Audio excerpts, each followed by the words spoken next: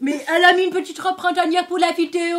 Parce que j'ai chaud. Déjà, abonnez-vous. Bon, abonnez-vous et venez tous les dimanches. Voilà. Faites un tour tous les dimanches sur YouTube, a priori à 14h on est là. Et puis vous venez sur Instagram également, parce qu'on n'est pas contre une blague ou deux. C'est le générique de Camille et Justine qui font une vidéo sur Camille et Justine. Le générique de Camille. Waouh, c'était pourri. Alors vous avez sûrement pas bien entendu, donc je vais le redire. Cette vidéo porte sur le syndrome de l'imposture. Mais vous l'avez peut-être déjà vu dans le titre. Que vous connaissez peut-être mieux sous le nom de syndrome de l'imposteur. Comme vous connaissez mieux de manière générale beaucoup plus de mots sous leur nom masculin. Parce que le masculin c'est neutre. Alors qu'est-ce que le syndrome de l'imposture? C'est un sentiment. Imagine, un peu chiant quand je répète un peu en décalé. C'est un sentiment d'insécurité. C'est un sentiment d'insécurité injustifié que tout le monde connaît au moins une fois au cours de sa vie. On a décidé d'appeler ça le syndrome de l'imposture parce qu'en fait, il est vrai que ça concerne principalement les femmes. On va y revenir et vous expliquer pourquoi. Et donc c'est quand même fort de café qu'on appelle ça le syndrome de l'imposteur alors que ça concerne principalement des femmes. Donc à minima, on a décidé au moins de dégenrer le mot. Donc on en parle effectivement de plus en plus, mais la première étude qui parle de ce sujet date de 1978. Elle a été menée par deux femmes, deux psychologues, Pauline Rose Clance et Suzanne A. Imes, qui décrivent 4 comportements. Le truc du syndrome de l'imposture, c'est la crainte d'être découvert en tant qu'escroc. En fait, comme tu pars du principe que tu aurais un retard intellectuel fictif, c'est toi qui imagines ça, et bah tu surtravailles pour compenser. C'est une différence de perception entre ton intellect et ce que tu penses que les autres pensent de toi. Voilà. En deuxième, c'est en gros, si tu souffres de ce syndrome, tu vas avoir tendance à soutenir les idées des autres et à minimiser tes propres capacités. Évidemment, toujours, tu penses que les autres ont des bonnes idées et tes idées à toi, elles valent pas la peine. Tu surjoues parce que t'as envie que les autres t'aiment et que les autres te valident, donc t'en fais un peu des tonnes, tu peux vouloir, t'en fais toujours plus, rappelons-nous, hein, pour avoir, parce que tu penses que t'es pas assez doué, donc t'en fais un peu plus, ce qui fait que quand tu es reconnu, quand on te valide, quand on reconnaît tes compétences, et bah tu vas avoir tendance à te dire ah merde, mais si j'en ai fait trop. Voilà. Donc c'est que du fake, c'est parce que j'ai joué la meuf qui avait des compétences alors qu'en réalité j'en ai pas. Et enfin, évidemment, c'est éviter d'avoir confiance en soi, comme ça au moins t'es sûr que personne te défie sur ton intellect et tout. C'est genre non, je sais pas, même quand tu sais. Voilà les 4 aspects du syndrome de l'imposture qui ont du moins été menés pendant cette étude par ces deux femmes en 1978. Au début c'est théorisé donc sur les femmes, et puis en fait on se rend compte que bah, ça peut toucher aussi bien les femmes que les hommes, et que ça peut être dans absolument n'importe quel domaine et à peu près à n'importe quel moment de sa vie. Et on estime qu'il y a environ 70% de la population qui est touchée par ce syndrome de l'imposture, c'est-à-dire la majorité. La majorité des gens sont concernés par le syndrome de l'imposture. Une fois. Il y a des gens pour qui c'est plus problématique que d'autres, chez qui ça pose des vrais problèmes dans la vie, il y en a d'autres pour qui c'est une expérience à un instant T. C'est un truc sociétal quoi, c'est pas une maladie qu'on peut soigner avec des médicaments, mais ceci dit, on peut travailler dessus psychologiquement. Il y a une échelle qui existe, c'est un test qui s'appelle l'échelle de Clance. On vous mettra le lien dans la bio, dans la description. Donc on est arrivé sur la théorie dit que ça touche tout le monde, les hommes et les femmes. Ouais, voilà, c'est vrai, bah d'ailleurs, de toute façon, c'est quoi la différence entre les hommes et les femmes? Excuse-moi, on vit tous les mêmes problèmes.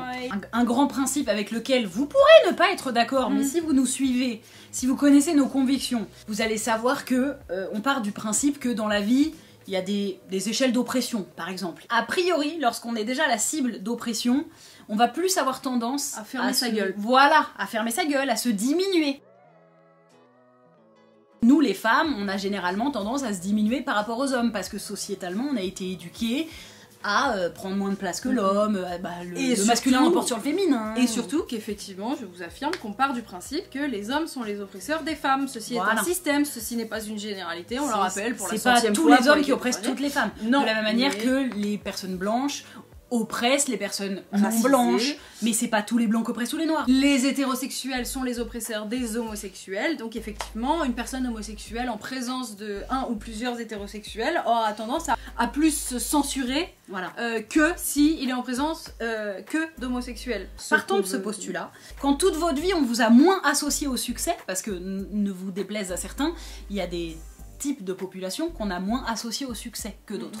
Il y a des clichés pour ça, il y a des stéréotypes, il y a même des blagues qu'on appelle des blagues racistes, des blagues sexistes par exemple, qui font que toute votre vie on vous a moins associé au succès, donc forcément vous êtes moins dans votre tête bah vous vous sentez moins légitime, tout simplement. Ah, Du coup, forcément, vous êtes plus susceptible de ressentir ce syndrome de l'imposture. Moi, quand j'étais une petite fille, à la télé, j'ai rarement vu, enfin à la télé, dans les magazines, dans des pubs, sur des affiches dans la rue, ou même les femmes qui m'entouraient d'ailleurs, j'ai rarement connu des très grandes chefs d'entreprise hyper successful qui étaient des femmes. Pour moi, la grande majorité, c'était des hommes, et il s'avère qu'aujourd'hui, ce sont toujours des hommes qui sont à la tête des grandes entreprises. Donc je me dis, moi, que j'y ai accès. Que c'est ce que tu peux devenir, en tout cas. Ça, c'est la représentation. Donc, encore une fois, qui est valable pour toutes les oppressions. Pas la peine de vous faire un dessin. Le résultat de ça, c'est que dans les faits, oui, le syndrome de l'imposture touche plus les femmes que les hommes, et encore plus les femmes issues de minorités. Il y a une étude réalisée en 2017, par exemple, par des chercheurs des universités de New York, qui montre que dès l'âge de 6 ans, les filles pensent déjà qu'elles sont moins fortes et moins brillantes que les garçons, donc moins enclines à participer à des activités qui nécessitent d'être intelligentes. Une autre étude publiée en 2018 par l'université Cornell aux États-Unis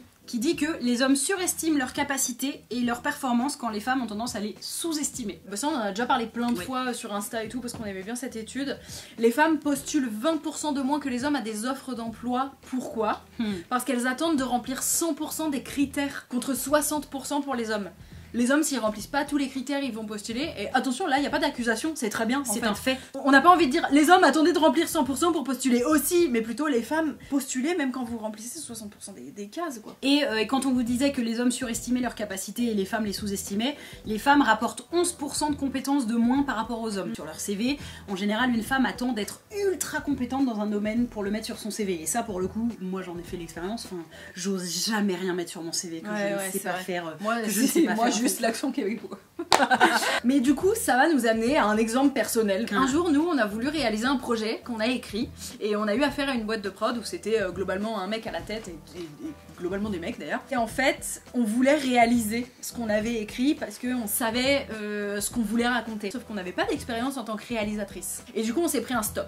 Direct. La prod nous a dit bah non, vous êtes pas. Vous avez jamais fait ça. Vous avez jamais fait ça, donc vous pouvez pas le faire. En sachant que nous, on n'a jamais non plus eu le. Bah, parce qu'encore une fois, on est des meufs, on a un peu ce syndrome quand même de l'imposture, faut pas croire. Donc on était en mode, on aimerait peut-être bien réaliser, mais faut sûrement qu'on s'entoure de quelqu'un qui saurait nous apporter ce que nous on sait pas faire.